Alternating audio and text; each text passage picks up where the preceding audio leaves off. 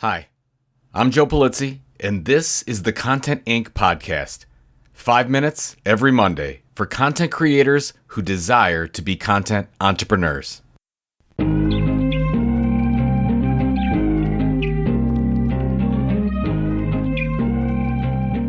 I first started in content marketing back in 2000 at a business-to-business publishing company.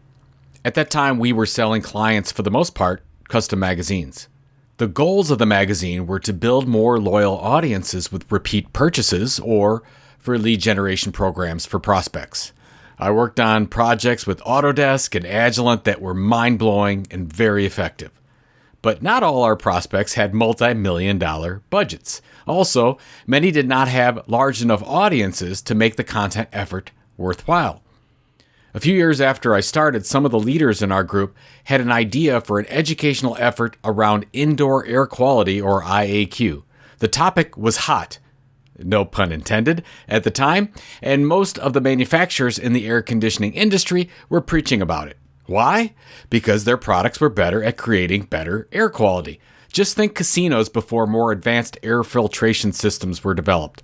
Go to an older casino in downtown Las Vegas and then walk into a newer one, and it hits you immediately in more ways than one. Anyway, there were a number of smaller air conditioning players interested in the concept. They didn't have the budget or the reach of the bigger players, so we worked with 5 smaller players on an ongoing content marketing program and created a content network. They pooled their money and reach and created an amazing project that helped to educate contractors and, in turn, their businesses.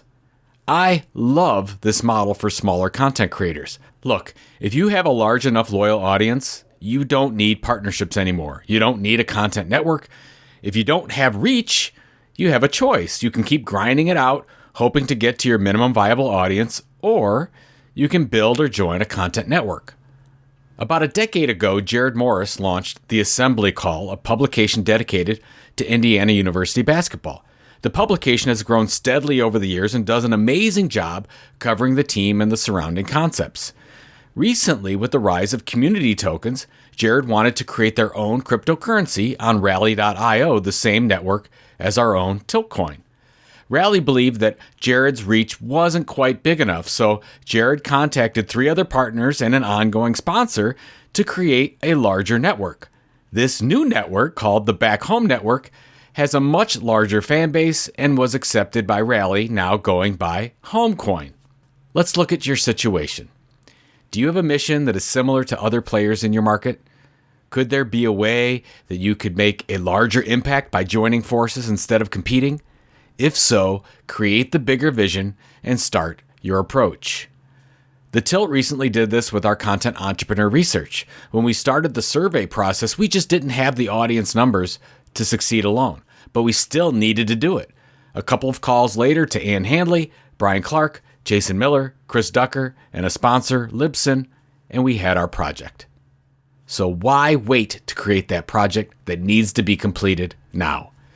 Create a network and build faster. Good luck.